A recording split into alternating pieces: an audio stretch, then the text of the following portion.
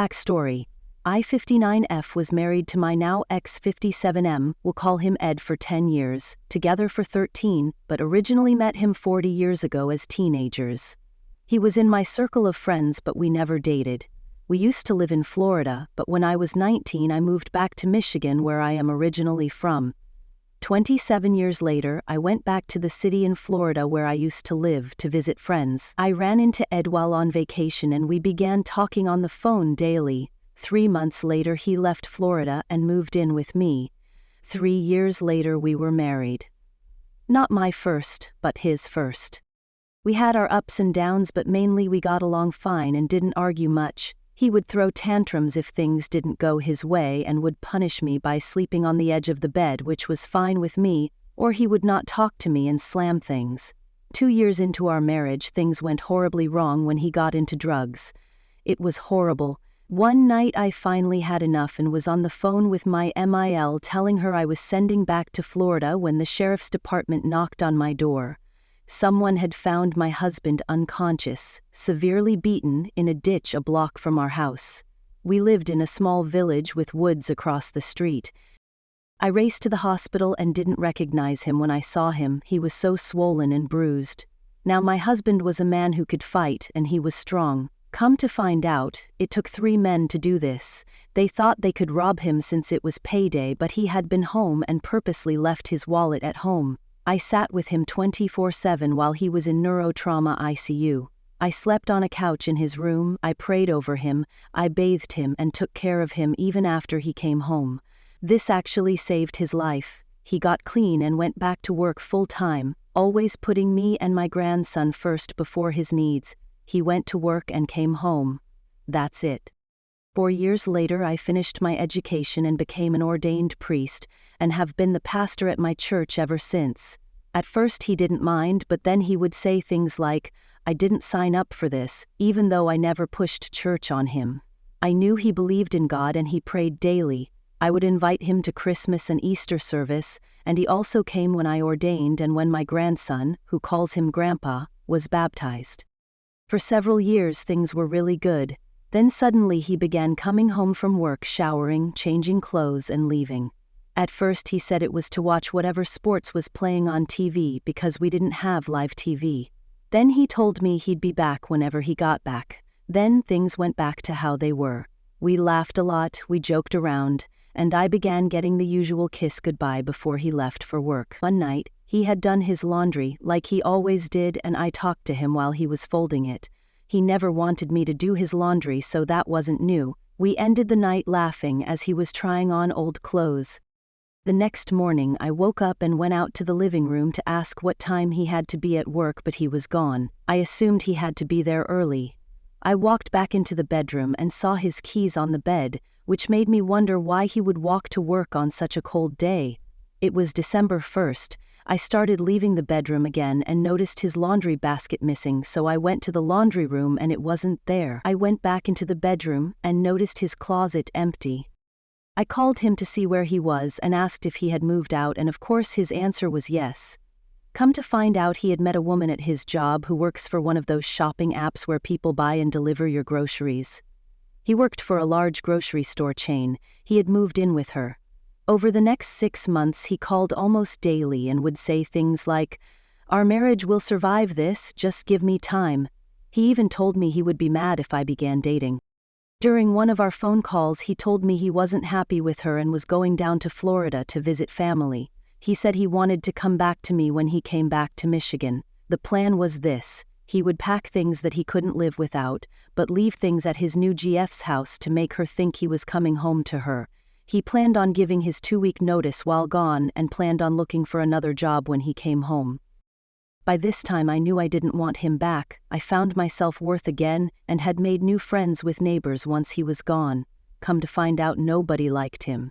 Even the women at the gas station across the street told me how he flirted with them when he came in. Even an elder at my church found out he was cheating, but didn't tell me because she didn't want to hurt me. So I went to the courthouse and got a divorce package and filled out all of the paperwork. Where I live, I was able to serve him myself. I decided that since he chose to end our marriage while working at the store, I would officially end it there. So, the day before he was supposed to fly to Florida, I made sure I looked really good. New hairstyle, makeup, and my outfit was sexy. I went to his job, found him, and handed him the divorce papers. I told him that he was wrong. Our marriage wasn't surviving this. You should have seen his face. He was actually upset with tears in his eyes, and for a moment I felt bad. Then I reminded myself what he had done to me. He didn't just leave me in the middle of the night, but he stopped talking and doing things with my grandson, who thought Grandpa was the greatest. He left me in a house that I couldn't afford without him, and I would have been homeless if my church wouldn't have paid for an apartment. He told me women were stupid. He actually thought he could come home as if nothing happened. That was one thing he said to me on the phone, because I never brought up the past. Last week, 6 months after our divorce was final, my car was repossessed. When we were together, he got 2 loans and I agreed to use my SUV as collateral because I never pictured my life without him. He stopped paying on his loans, so they took my car. I wasn't notified because they sent him the letters. They wanted me to pay off his loans to get it back. I burst out laughing and said that will never happen. Update: 10 days later. My now ex-husband got a loan while we were married and used my car as collateral. A year later, he left me for someone he met at work. He kept telling me that our marriage would survive, just give him time. He ended up not being happy with her and planned to come back to me after he left to visit his family of state. He planned on not telling his GF he was leaving her and was only packing what he couldn't live without. His plan was to return home to me when he came home. The day before he left to visit family, I served him with divorce papers. 2 weeks ago, my car was repossessed and the bank wanted me to pay my car off $3,000 and his 2 loans that he stopped paying on, $5,700. I was willing to pay my car off but told them I'd never pay for his loans and they refused. Here's what happened since my post. I found out where my car was being held at. 2 cities away. When I went to their website, I discovered that it's also the location where they sell the repossessed cars during an online auction. They hold it every Monday for 24 hours. I called and asked if I could have my belongings out of it and they said yes. When I arrived, they had my things in a bag, including my license plate. I registered online and this past Monday began bidding on my car. I ended up buying my car for $2,700. When I showed up to get my car, the people laughed and said I'm not the first person to do this. I put my plate back on and came home. Now I know the bank can still come after me for the balance, but I honestly don't care if it hits my credit report. I don't use credit cards, and in October my daughter closed on a brand new house. I had no other bills except my cell and utilities. I am now living with her and my grandson. I was lucky enough to have enough time in to retire when my muscular dystrophy began causing more health issues, and that money goes to my other bank. My MIL was happy to give me his new address so I can sue my ex for my half of our income tax return that he kept last year. She's even having us, me daughter grandson, stay with her when we visit Florida during my grandson's spring break. She's still calling Ed's GF, Teresa, Trina, Tracy, everything except her name, which does start with the letter T. I love this woman. I thought I'd answer a few important questions in the comments and then share more details about this story. Commenter 1. Wow, I can't believe he would still try and say the marriage would survive from the phone at his girlfriend's house. My answer. All of his calls were while he was on his lunch break at work. Commenter 2. My only question is, why did it take you so long? My answer. I felt broken at first. Then my niece passed away. Then my own health fell apart and I was in the hospital 31 days, so I had to build my strength back up. Also, I didn't want to tell my congregation that I was getting a divorce, but mainly my health. Commenter 3. Truly, there's not enough bad shit that can happen to this human vermin. Did he violate any court orders when he defaulted on the 2 loans and caused the repossession? That can happen to this human vermin. Did he violate any court orders when he defaulted on the 2 loans and caused the repossession? BTW, your grandson is best served to have no contact with this Jekyll Hyde persona. My answer. Unfortunately, no, he didn't. I had forgotten about the loans when I filed the divorce. We always had separate accounts. What made me mad was when I called our credit union about my car being gone and they got rude and told me they sent me a letter to my church. They didn't know I am the pastor. I said, I am the pastor and all of the mail gets put on my desk. There was never a letter. That was last Monday. Then on Wednesday a letter from the CU came stating my was going to be taken. They mailed it to me the same day I called. 2 days after the car was taken. I'm not inconvenienced without a car. My daughter and grandson moved in with me and we share her car now. Commenter 4. You and your ex were both required to disclose all assets and liabilities. Your ex's non-disclosure could possibly be addressed with a post-divorce motion. My answer. We didn't have any real assets, so we did a DIY divorce and I had forgotten about his loans. My friend who is a judge said that whatever he left behind when he left he forfeited. I did give him things after he left that I knew he had forgot to take. I packed them and set them on the porch. Commenter 5. But why did you wait 6 months to divorce him when he left you for another woman? My answer. My health prevented me for most of the time. I was in the hospital 31 days and then had to get my strength back. Plus, I didn't want to explain I was getting divorced again, but mostly my health. Commenter 5. But you kept answering his calls on a daily basis while he was actively living at his mistress's home. I'm glad something finally clicked in you, because that's not the case for a lot of women. My answer. I'm the beginning. I was shocked that he left and it wasn't that I wanted him to come home. I think it was more habit than anything. We always talked on his break. We did this for 13 years. What do you think about? Here are some popular comments. I'm flabbergasted. He must have thought because she stuck with him through the drugs, babysat him through his recovery, and became a priest/pastor that she wouldn't divorce him. Alternatively, he didn't think. Probably didn't think. I would have changed the locks and served him when he got back so he couldn't just waltz back in on the girlfriend he was leaving. The man is a hobosexual. I live in Michigan. This could absolutely be real. These could be real people. I have seen this sort of drama go down. The laborers in the villages are real methy and have some weird relationship culture stuff going on where a lot of meth heads have a person they love but are too messed up to be with, and then sleep with a string of meth girls while still trying to keep in contact with the good one. They think they're idolizing the good one, like some ideal of the perfect life with like the house and kids and dog, like some angel they represent, like class momentum. But the meth head is all fucked up on meth, so this is always a later when I get clean thing, even though they're not even trying a little to get clean.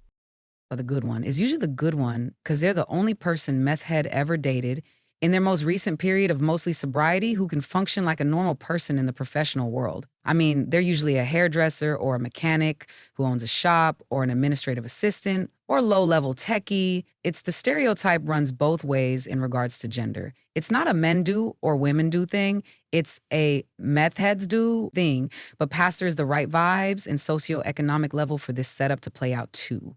A lot of Michigan meth culture is sociopathic, more so than violent overall. They're less likely to stab you, more likely to make you uncomfy with like Loch Ness Monster wants 3.5 stuff, but like all day, every time you see them, and once they parasite onto you, they're up your butt all the time, and it's really hard to get rid of them. They tend to go for sad and pitiable and friendly over violent and crazy, and it can throw you for a loop if you don't expect it. Everyone knows how to handle violent meth heads. No one knows what to do with sad Puss in Boots meth heads if you have a stereotype of violent and crazy. Simply put, cheaters are stupid, and so are some of those who are cheated on. My grandpa cheated on my grandma in their house with her friend. Grandpa ran off to the Navy when he found out friend was pregnant. I'm still amazed grandma didn't kill him. She gave him the ultimatum, her and their children or the friend. He chose grandma. Grandma stayed friends with the A/P because grandma said she didn't have many friends. Her prerogative.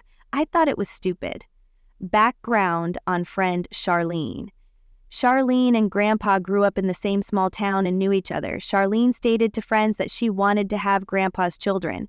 She did so in the end. I got my uncle out of it, but what a shitty thing to do to a woman you called a friend.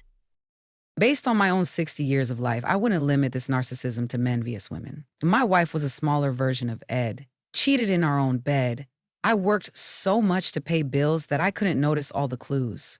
Finally, we got kicked out of our house, rental sold to new owners, and it all came out because she drove off in an SUV driven by some decent-looking older dude. She called a few months later.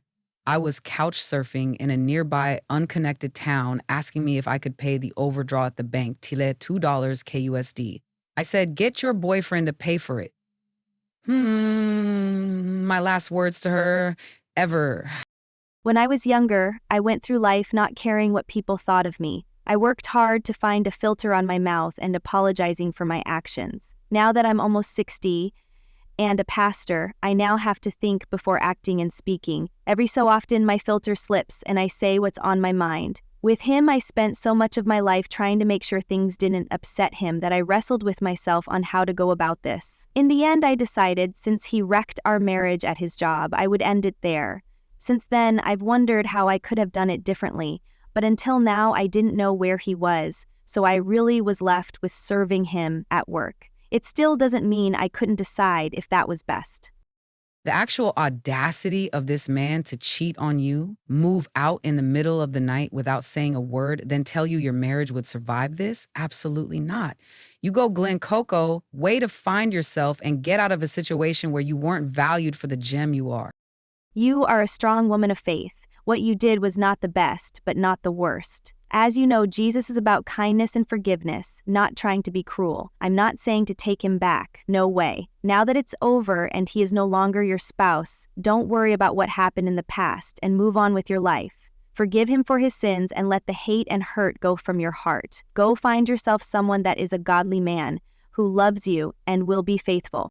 If you had taken him back, then you would have definitely been an AH. Not thrilled with your church either. Didn't like that you were told they knew but didn't tell you because they didn't want to hurt you? That's BS. If they weren't going to say anything back then they should have kept their mouths shut now. It's like pouring salt in the wound. And Ed is right. Women are stupid if they hook up with him now. You're excluded from that comment. You were an angel to him and he messed up the best thing that ever happened to him or will ever happen to him. He's a twat waffle. You didn't deserve to be treated this way, and I hope in time you will heal and find someone more deserving of your time, attention, and love. My dad tried this with my mom. He thought he could come back too. My mom packed up the house, sold or gave away what she didn't need, and moved my brother and I to another place. He had no place to come back to. Unfortunately, my stepmother put up with him doing this multiple times until he died last year.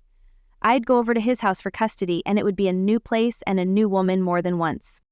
I legit lolled so hard at you buying back your car for slightly over the payment cost. I love that for you. I also love that your Steebag Zemiel is calling the new girl by every name but hers. That's deliciously petty. Good riddance to bad rubbish. I am so incredibly happy for you. He definitely deserved that and a whole lot more. Glad you got your car back and things seem on the up and up. Blessings to you and your family. Also, you should be able to resolve the payment of the loan he took out without your knowledge during the divorce. Have your lawyers make it part of the settlement he has to pay. You have leverage since he cheated, much simpler than bringing a separate case. Because technically, in a marriage, you're still financially responsible for your spouse's asshole behavior/bad decisions, and it's a slim chance you'll win that way. This is so painfully fake, starting from City of Florida. The AI missed on that, and the village and how the people knew it was payday. Also, a priest is so different from a pastor, babe. An ordained priest can't get married or be married. A great fiction story, though. Hey, babe, in my church, which is worldwide, you can be ordained a priest, elder, deacon, 70, bishop. It's called the priesthood. Only someone ordained can be a pastor of a congregation. Anyone in the priesthood can be married. We are not Catholic. Also, the reason the people knew it was payday is because my ex was partying with a couple co-workers and their friends. And I'm sorry, but the city in Florida, which is Bradenton, she's exist. Know before you speak. She put up with a lot. In 13 years, she already knew he was a man baby, abusive, and even a drug addict, and she stayed. What I find wild is that she didn't serve him right away the moment he left to live with his GF. She's a priest. Adultery is one of the big no-nos in what I have to assume is at least her Christian teachings. Yet she was fine with keeping a relationship for 6 months with him. And her church people are also weird because, again, with adultery being a sin, you'd think they would have warned Ope sooner about this. On the other hand, the amount of forgiveness some women and men have towards their SOs blows my mind. So it's not entirely out of the realm of possibility that some women would have taken him back regardless.